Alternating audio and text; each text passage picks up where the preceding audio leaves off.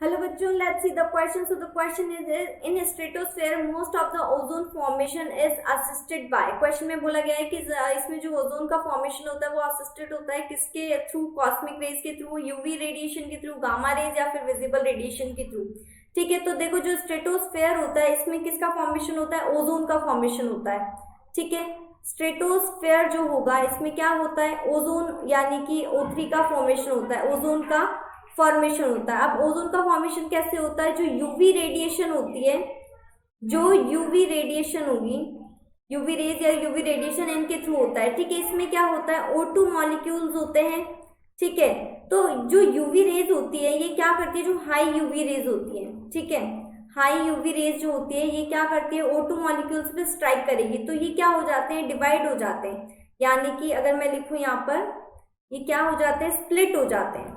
ठीक है, किस में स्प्लिट हो जाते हैं? दो जो टू सिंगल ऑक्सीजन एटम्स में स्प्लिट हो जाते हैं। ये हमारे क्या कहलाते हैं? ये हमारी एटॉमिक ऑक्सीजन कहलाती है। ठीक है, ये हमारी क्या कहलाती है? एटॉमिक ऑक्सीजन कहलाती है। तो इस तरह से यहाँ पर ये फॉर्मेशन होता है। ठीक है, तो हमें सिंपली क्वेश्चन यही पूछा गया था कि ओजोन का फॉर्मेशन जो असिस्ट होता है वो किसके द्वारा होता है, फिर किसके थ्रू होता है? तो वो होता है यूवी रेज यानी कि अल्ट्रा वायलेट रेडिएशन के थ्रू। क्योंकि हाई यूवी रेज जो होती है ऑटो मॉलिक्यूल पे जब अटैक करती है, स्ट्राइक करती है, तो स्प्लिट हो जाते हैं दो ऑक्सीजन मॉलिक्यूल में, मतलब ऑक्सीजन एटम में।